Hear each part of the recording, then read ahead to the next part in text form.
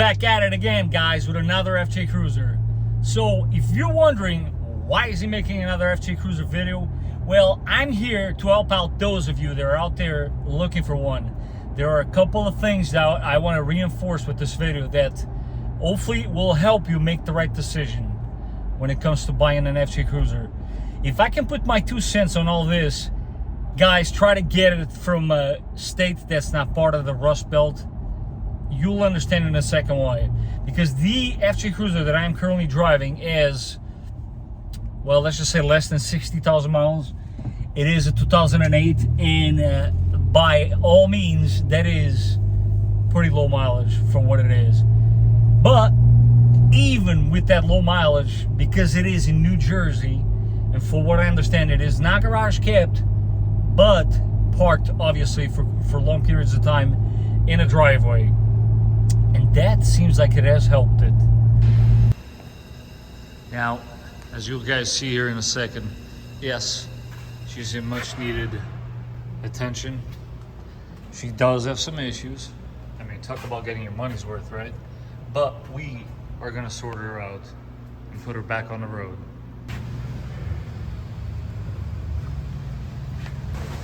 Guys, this is another thing to look for.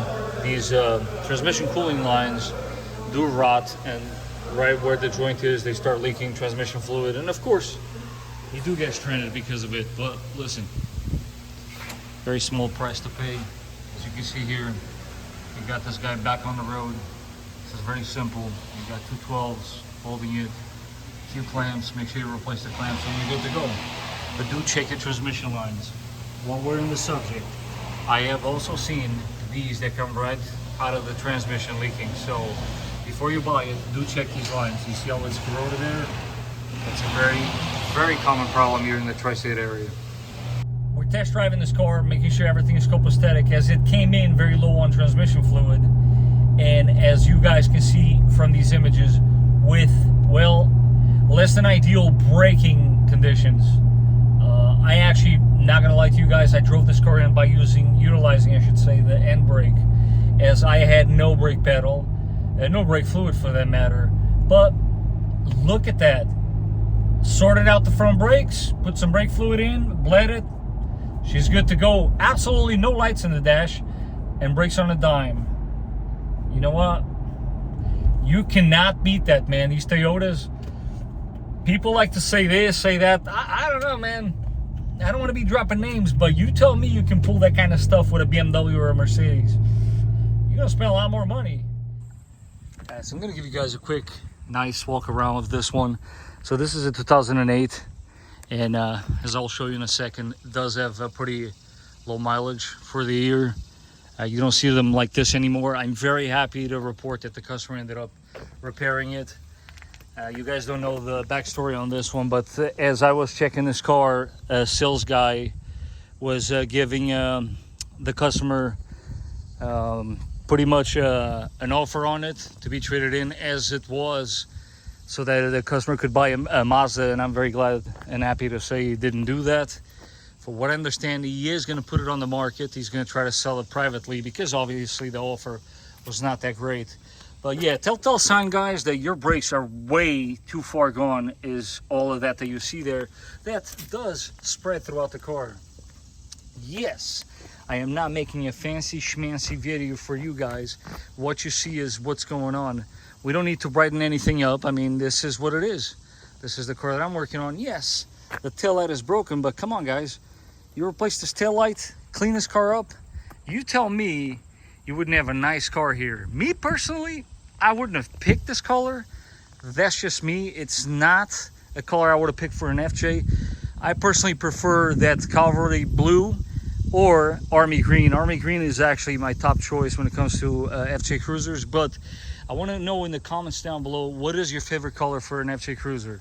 If you were to buy one in this crazy market that we have, which color would you buy? Would you settle for this one? Because honestly, I think this gentleman is going to get mid-20s for this car, no problem. Oh, you're probably wondering, what is the mileage? Well, let's take a look together, shall we? It's not the lowest mileage FJ Cruiser I've worked on, but it's most certainly close to it. Yep, 54,000 miles. Yeah, another thing that some of them come with. I'm not a big fan of the colored insert there. I just think it's a bit too much. I like it simpler on the interior, but hey, you know what? It is what it is. After all, one of the beautiful things about these cars is that you can customize them to your taste. Sorry, I'm struggling to speak here because I am doing this on my lunch break for you guys, but it was too good not to share with you guys. Again, other than the taillight, guys, another thing you might want to look at is this grommet. But let's face it, when it comes to buying a car, this is the least of your worries, right? This particular car, all the panels line up. It was not hit, unlike the last FJ Cruiser that I shot for you guys. And yes, even with 54,000 miles, this windshield has been replaced. As I told you guys, these things, because of the way it is designed, it's just part of the design of the truck. It takes, well, a rock chip on this car multiplies by quite a bit compared to your normal car. Guys, I don't know many people actually know this, but there's a reason why they went with this grill. This is a heritage style grill that pays homage to the FJ.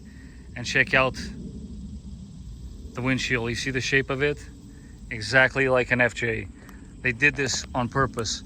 But it doesn't stop there. If you come back here, a couple more little details. You see how the back window curves?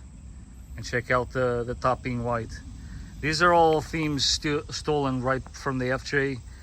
Very beautifully done, in my opinion. This is quite tribute, if you will. So guys, as my father-in-law would say, this is a collector's item. Yes, I know most of you are probably saying collector's item. It's not that old. Trust me, one of these days, you're gonna want the clean one and you won't be able to find it. You're gonna wish you listened to me. All I ask is don't go and buy one that's been driven around the Rust Belt area. You guys already know. I mean, listen, one of the weakest points in this car, forget the front brakes, because we all know, hello, I just redid the front brakes on this one. But it's the frame. The frame goes bad on one of these. You know how extensive labor-wise that job is? Not to mention the price on that frame. I don't want to go on record and say the wrong number, but last I checked was a little bit north of $7,000. Now you take that into consideration for a second, and you know very damn well while you're in there, there's going to be other things you're gonna have to replace. So think about it. Why wouldn't you want to buy one that's got a good frame to begin with? So stay away from FJ Cruisers from the Rust Belt. Unless you find one like this one, and make sure you check all the important areas in the frame that I'm going to show you right now. All these areas are very important to check, guys. Get on the floor, bring your own flashlight, heck, bring a little small hammer, if you will, and start tapping away in the hammer. If the salesperson has a problem with it, or the person that's selling you the car has a problem with it, then walk away. Guess what? It's not the car for you. Because this is a must. You have to check this frame. If this frame is no good, you might as well drive the thing to a junkyard and leave it, because it's going to cause you all sorts of problems. Not to mention, it's very unsafe to you and others on the road. But should you buy an FJ Cruiser? Absolutely, absolutely. You'd be crazy not to buy an FJ Cruiser. FJ Cruisers are only going up in value, and that's not going to change, because this is the last of its kind. It's a beautiful car, made with one purpose and one purpose only: off-roading. And that's the beauty of it. Forget the fact that the back door is suicide. Yes, I personally have a big problem with that, but if you can overlook that, and the fact that the back window on that door also doesn't roll down, but if you can get past those things, this is an awesome car. It's amazing. I can live with the windshield shape. I understand, I get it. This is the way that it had to be done in order to meet this design. But if you can get past that back door, which is what I couldn't, then do yourself a favor and buy it before it's too late. I did cover this on other videos, guys, but another thing you want to check when you're buying these cars, and this is a must, it's these gas tank straps.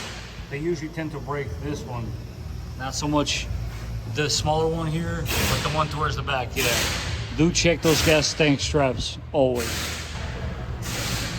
And as always, guys, of course, if you're looking to buy the car, open the hood, check your fluids, always check your fluids, check your drive belt. If anything looks out of the ordinary, chances are it probably needs addressing, and that is another thing you can use on your behalf to knock down the price of the vehicle. So what do you guys think? Do you agree with me? A lot of you don't know, but this is actually FJ Cruiser topic has been pretty controversial on my channel. If you go way back, and I'll make sure to leave a link at the end of the video, one of my most viewed videos is the one in which I tell people why I didn't buy an FJ Cruiser and bought a instead. With that aside, guys, I hope you found this information to be useful. I also want to take the time now to thank the owner of this beautiful FJ Cruiser, Ted.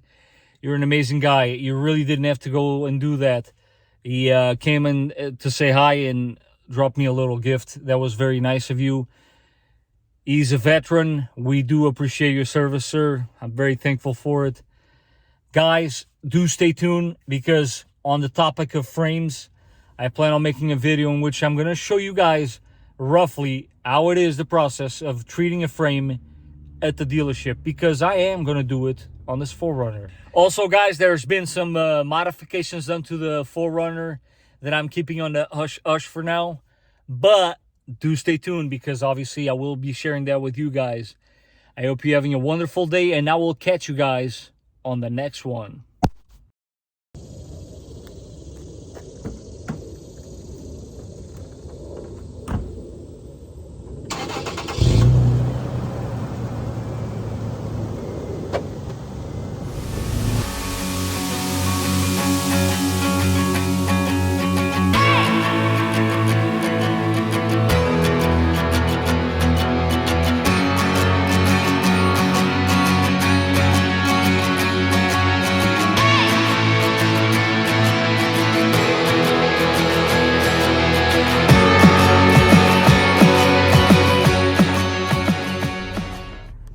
One more thing, guys. I know I'm gonna sound ridiculous, but I couldn't tell you how many times I got inside an FJ Cruiser and it doesn't have this little display here.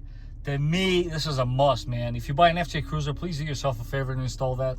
That is super, super cool. Oh, also, guys, don't forget to like that button and hit that subscribe button. What's with all these buttons?